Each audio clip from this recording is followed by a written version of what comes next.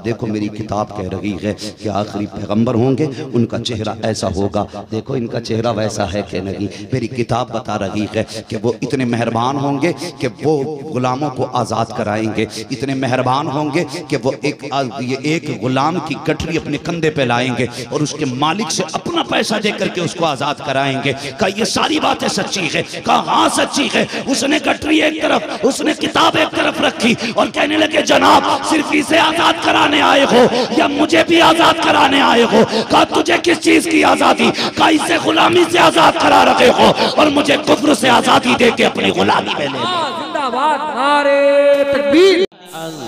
अल्लाहुम्मा सल्ली अला सय्यदिना मुहम्मदिन अल्लाहुम्मा सल्ली। जो कायनात के लिए रहमत बन के आया, जिसने दुखे दिलों का सहारा बनना था, फिर उस जात के हालात आप देखो। खुदा की कसम मेरे नबी न किसी यतीम को देखते तो रोते थे, सर पे हाथ रख के हुजूर रोते थे। जब किसी ने पूछा हुजूर क्यों रोते, फरमाते हैं जब इस यतीम को देखता हूँ ना मुझे अपनी यतीमी का दौर याद आता है। ये मेरे हुजूर फरमाया करते थे, जब इस यतीम को देखता हूँ ना मुझे अपनी यतीमी का दौर याद आ जाता है। लोगों बड़ी मुश्किल जिंदगी होती है माँ के बगैर। मेरे हुजूर फरमाया करते थे बड़ा मुश्किल जीना हो जाता बाप के बगैर। मेरे हुजूर ने इतनी राहत यतीमों के लिए रखी। फरमाया जो यतीम के सर पे हाथ रख देगा, जितने बाल उसके हाथ के नीचे आ जाएंगे अल्लाह उतनी ही नेकियां अता फरमा देगा। ये किया करो, तलाश किया करो। बाहर भी आए ना, खाली सिर्फ घर नहीं सजाने, जरा दिल भी सजाओ।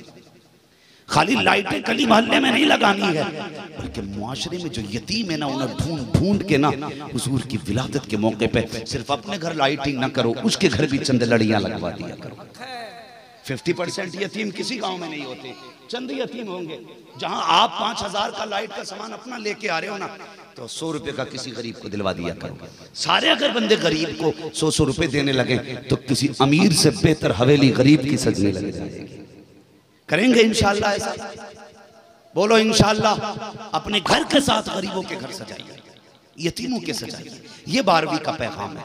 सिर्फ अपने घर सजा लेना, अपने बच्चों को खूबसूरत कपड़े पहना देना 12वीं नहीं, अपने बेटों के साथ यतीमों के घर सजने चाहिए, गरीबों के घर सजने चाहिए, ताकि गरीबों और यतीमों को लग जाए आज ही के दिन वो 12वीं वाला आया था। खुदा की कसम कल भी उसने बेटियों का दिल रखा था, आज भी अमीर बेटियों का दिल रख रहे हैं। ये माहौल अपना बनाइए। बस आखिरी बात, वो रहमतुल लिल आलमीन फिर वो कायनात पे कैसा छाया, कैसा जमाने के दिल में उसने घर किया। सहाबा फरमाते हम तो बैठे हुए थे, बहुत गौर से सुने, बैठे हुए थे, अचानक हुजूर ने कहा लब्बैक, फिर कहा लब्बैक, फिर कहा लब्बैक। उठे और बड़ी तेजी से दौड़ लगा दी। सहाबा फरमाते हमें डर था कोई हुजूर को नुकसान ना पहुंचा दे। ऐलान नबुव्वत के बाद हुजूर को सहाबा अकेला नहीं छोड़ते थे। हिजरत के बाद सहाबा हुजूर को अकेला नहीं छोड़ते थे, जहां हुजूर जाते सहाबा साथ जाया करते थे, साथ जाया करते थे। तो सहाबा कहते हम पीछे पीछे दौड़ लिए, पीछे पीछे दौड़े। कहते पता नहीं हुजूर किधर चले गए। फिर हमने कैसे पता लगाया? कहा हम सूंघ सूंघ के हुजूर तक पहुंच गए थे। कहा जिस गली से खुशबू आती थी हम उसी गली में मुड़ जाया करते थे। कहते जहां हुजूर बैठे थे और जहां पहुंचे वहां से 4 चौक पड़ते थे, 4 चौराहे, 4 चौक पड़ते थे। फरमाने लगे हम खुशबू से सूंघते हुए पहुंच गए। हम पहुंचे, हुजूर किसी दरवाजे पे खड़े थे। हुजूर कह रहे थे दरवाजा खोल। अंदर से आवाज आई कौन? का तेरा भाई आया है। उसने कहा मेरा कोई भाई होता तो जिस दिन से यहाँ आई हूं मेरी खैरियत लेने आता। हुजूर ने फिर फरमाया तेरा बाप आया है। उसने कहा बाप होता तो यूं बेची ना जाती। फिर हुजूर ने कहा तेरा हमदर्द आया है। उसने कहा मेरा हमदर्द कोई नहीं, आज 12 साल हो गए किसी ने हमदर्दी नहीं दिखाई। हुजूर फरमाते खोल तो बेटी दरवाजा। जैसे उस सहाबा कहते हैं उसने दरवाजा खोला ना, अंदर एक रोती हुई बच्ची थी। कहते हुजूर हमारी महफिल में बैठे थे, हमारी महफिल में, और वहां वो रो रही थी। हुजूर जाके कहने लगे तूने कहा नहीं था अभी मेरे भाई? तो मैंने कहा था लब्बैक। तूने कहा था मेरे बाप कहाँ गए? फिर मैंने कहा था लब्बैक। तूने कहा था कोई है मेरा हमदर्द? तो मैंने कहा था लब्बैक। जितने सहारों को तूने आवाज दी थी उतना सहारा बन के मैंने जवाब दिया था। फरमाने लगे बता बात क्या है? बच्ची रोने लगी। उसने कहा सुने बात ये है, मैं छोटी थी, मेरा बाप मुझे बाजार में बेच गया, बहुत छोटी थी तब बेच के चला गया, और जब से ये खरीद के लाए हैं ये मुझसे इतना काम कराते हैं कि मेरे वजूद से ज्यादा मेहनत पड़ती है। कहा आज क्यों रोई? कहा ये देखो चक्की है, ये जो है ये पिसनी है, अगर नहीं पिस पाई तो मालिक मारेगा, पीसती हूं तो सर में दर्द है। अल्लाह अकबर। हुजूर ने इतना सुना, नबूवत वाली आंखों में आंसू आ गए, हुजूर की आंखों में आंसू आ गए। क्या रिश्ता था इससे हुजूर का? बहन की, खानदान की थी, बरादरी की थी, कोई रिश्ता नहीं है। पता नहीं कहां का बाप कहां बेच के गया, लेकिन दर्द देखें। आज लोग सगी बहनों पे कितनी मेहरबानी करते हैं। का इलाज के लिए दे तो दिए 2000 रुपए, तुझसे भीख मांगने आई थी। सगी बेटी को 5000 दे के कहता दे तो दिए 5000 रुपए, भिखारन है ये कोई? खुदा की कसम मदद ऐसे किया करो जैसे मदीने वाले ने। ये नहीं कहा चल बिलाल चक्की पीस दे, ये नहीं कहा चलो अबू बकर तुम इसकी जो पीस दो। फरमाने लगे मालिक किधर है? कहा फला पहाड़ी पे रहता है। हुजूर ने फरमाया बिलाल जितना पिसा हुआ आटा इसको इकट्ठा अलग करें। उमर ये जितना बिना पिसा जो है इसको अलग बांधे। दोनों अलग बांधे गए। फरमाया दोनों की एक जगह गठरी बांधी, दोनों की एक जगह गठरी बांधी। फिर हुजूर ने उठा के अपने कंधे पे रख दी। जब कंधे पे रखी अबू बकर दौड़े, महबूब गुलाम हाजिर है, ये तकलीफ क्यों उठा रहे? फरमाया अबू बकर पीछे हट जा, मैंने इसे बेटी कह दिया। कल जब अगर बेटियां बाप के सराएं और वो बाप बेटी का बोझ लेके चले तो उसे बोझ ना लगे, बल्कि वो मेरी सुन्नत समझ के बेटी के सामान को कंधे पे लेके जाए। इसलिए हुजूर ने उसका सामान उठाया। फरमाया मैं खुद लेके जाऊंगा, और अपने कंधे पे लेके कहा बेटी चल बता कहां के वो मालिक। वो आगे आगे हुजूर पीछे पीछे। ये जो यहूदी था एक पहाड़ी पे रहता था, ये छत पर बैठा था। इत्तेफाक से कोई फंक्शन था, बड़े मेहमान इसके घर आए थे, ये छत पे बैठा था। इसने अचानक देखा हुजूर के चेहरे पे नजर पड़ गई। हुजूर के चेहरे की एक खासियत ये थी, जहां से किसी का चेहरा साफ नजर नहीं आता था, वहां से मेरे मुस्तफा का चेहरा चांद की तरह साफ नजर आया जाता था। ये खासियत थी हुजूर के चेहरे की। ये छत पे बैठा, इसने देखा सारे चेहरे धुंधले गए, लेकिन एक चेहरा चांद से ज्यादा चमक रहा है। फिर इसने नजरें जमा के देखा कि उसके कांधे पे गठरी भी है, उसके साथ एक बच्ची भी है। ये नीचे दौड़ा अपने घर के अंदर, और इसने दरवाजा बंद कर लिया। बंद था दरवाजा, इतने में दस्तक। उसने कहा कौन? मेरे नबी ने कहा अना मुहम्मदुर रसूलुल्लाह। जैसे इतना सुना डर गया, कहने लगा ये तो वो ही है जिनकी बातें हो रही हैं। दरवाजा नहीं खोलेंगे वरना इन्हीं के हो जाएंगे। हुजूर ने फरमाया सुन मैं कलमा पढ़ाने नहीं आया, मुझसे कुछ बात कर ले, ये शर्त नहीं है, जरा दरवाजा तो खोल। उसने कहा कलमा नहीं पढ़ूंगा। कहा वो तेरी मर्जी है, मगर दरवाजा तो खोल। जैसे दरवाजा खोला बाहर निकला, कंधे पे हुजूर की गठरी रखी है, आगे बच्ची खड़ी है। कभी हुजूर को देखता है, कभी बच्ची को देखता है, कभी गठरी को देखता है। वो कहने लगा कैसे आया? मेरे नबी ने फरमाया ये तेरी बांधी है? उसने कहा हाँ। कहने लगा इसे हुजूर ने फरमाया इसे कितने में बेचेगा? कितने में बेचेगा? कहा इसे कौन खरीदेगा? फरमाने लगे अब इसका बाप आ गया है। ये उस वक्त में समझाने के लिए कहा इसका कोई नहीं है, इसका मैं हूं। इसने बाप को याद किया, मैं बाप बन के आया। इसने भाई को याद किया, मैं भाई बन के आया। इसने सहारे को पुकारा, मैं सहारा बन के आया हूं। कीमत बता। कहा ये कंधे पे क्या? कहा कि वो है जो तूने इस पे बोझ डाला था, वो है जो तूने इस पे बोझ डाला था। वो अंदर गया, ठहरिए, अंदर गया, किताब उठा के लाया, किताब लेके खड़ा हो गया। वर्क पलटता जाता है, देखता जाता है, वर्क पलटता जाता है, देखता जाता है। उसके बाद सारी निशानियां मिल गई। अंदर गया, सारे रिश्तेदारों को लाया, कहा यार जरा खड़े तो हो और मुझे बताओ। कहा देखो मेरी किताब कह रही है कि आखिरी पैगंबर होंगे उनका चेहरा ऐसा होगा, देखो इनका चेहरा वैसा है कि नहीं। मेरी किताब बता रही है कि वो इतने मेहरबान होंगे कि वो गुलामों को आज़ाद कराएंगे, इतने मेहरबान होंगे कि वो एक गुलाम की गठरी अपने कंधे पे लाएंगे और उसके मालिक से अपना पैसा दे करके उसको आजाद कराएंगे। कहा ये सारी बातें सच्ची है? कहा हाँ सच्ची है। उसने गठरी एक तरफ, उसने किताब एक तरफ रखी और कहने लगे जनाब सिर्फ इसे आजाद कराने आए हो या मुझे भी आजाद कराने आए हो? कहा तुझे किस चीज की आजादी? कहा इसे गुलामी से आजाद करा रखे हो और मुझे कुफ्र से आजादी दे के अपनी गुलामी में ले। जिंदाबाद, नारे तकबीर, नारे रिसालत, शाने मुस्तफा। इतनी बड़ी नेमत आई हुजूर की शक्ल में हमारे पास। फरमाया गया वाम्मा भी नेमत रब्बी का फातिश, अपने रब की नेमतों का खूब खूब चर्चा करो। आला हज़रत ने कहा हश्र तक डालेंगे हम पैदाइश मौला की धूम। कोई करे ना करे, हम उन पर आरवी मनाएंगे। कोई जुलूस निकाले ना निकाले, हम निकालेंगे। किसी के दरवाजे पे झंडा लगे ना लगे, सुन्नियों के दरवाजे पे झंडा लगेगा। लगेगा नहीं इंशाअल्लाह? लगेगा। हम सारे झंडे अपनी जगह पर, मुस्तफा की पैदाइश का झंडा अपनी जगह पर है।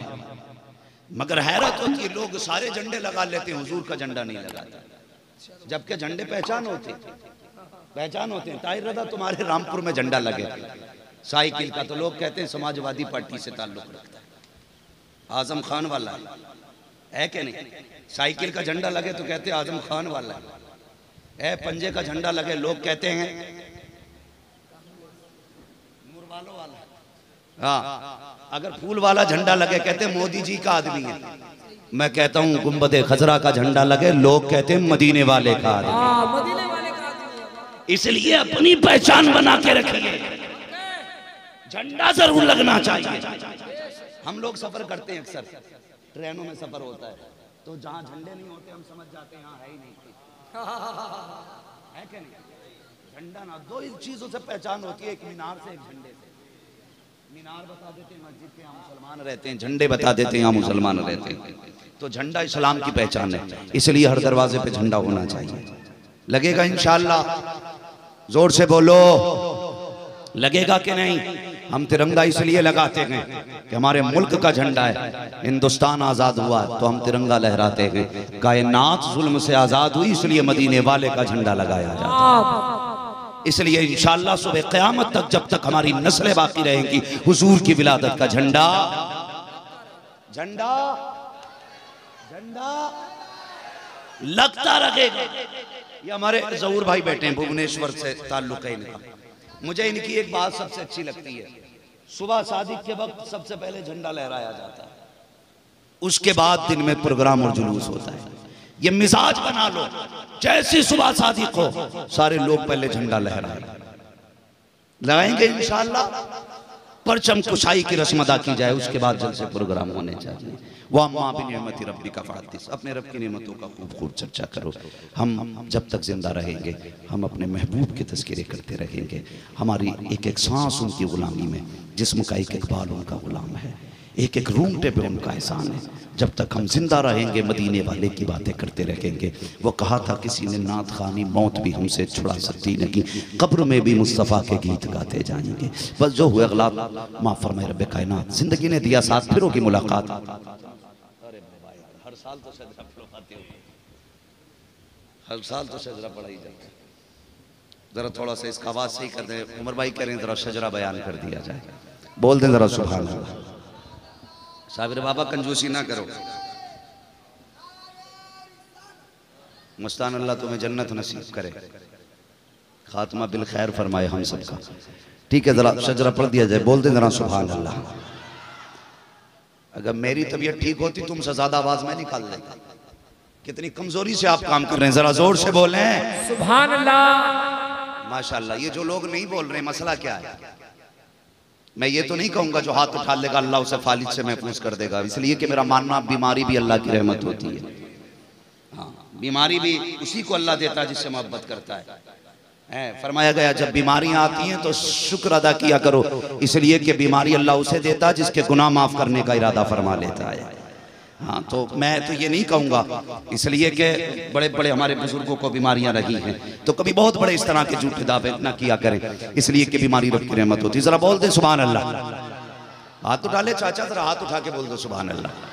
हैं, खुद उठने की उम्र आ गई लेकिन हाथ उठाने भी तैयार नहीं है। अल्लाह सलामत रखे। मैंने ये दुआ नहीं दी है जो हाथ ना उठाए उसे अल्लाह उठा ले, कोई मसला नहीं है। फरमाया गया सबसे बेहतर वो जिंदगी है जिसने कम वक्त में ज्यादा नेकियां की हैं, और सबसे बुरी वो जिंदगी होती है जिसने ज्यादा जिंदगी में नेकियां कम गुनाह ज्यादा किए होते हैं। ठीक है, अल्लाह हमें ज्यादा नेकियों वाली जिंदगी अता फरमाए। बोल दे जरा सुभान अल्लाह। आदम के बेटे शीश, ये सामने वाली जो डिस्प्ले है ना, जरा ये अच्छी रहनी चाहिए, है ना भाई लोग? ये बैठे बड़े भैया लोग हैं तो जिम्मेदारी बड़ों की ज्यादा होती है, ऐसे बड़े नहीं होते, बड़ों की जिम्मेदारियां बड़ी होती हैं, बड़ी होती है, तो जरा बड़ी जिम्मेदारी निभाएं। बोलें जरा सुभान अल्लाह और जोर से।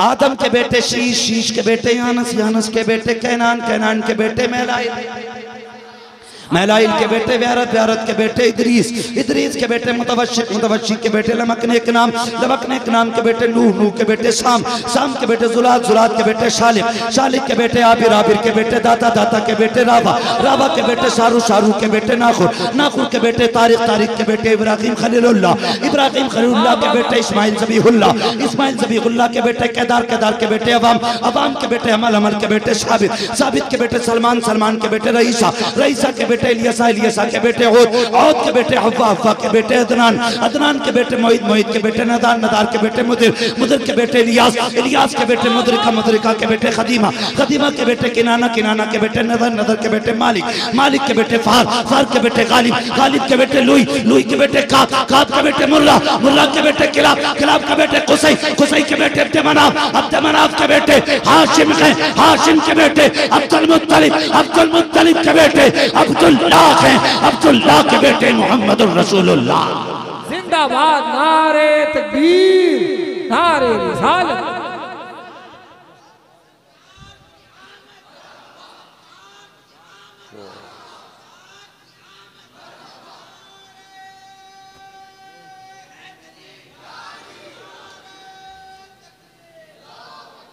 अल्लाह अकबर।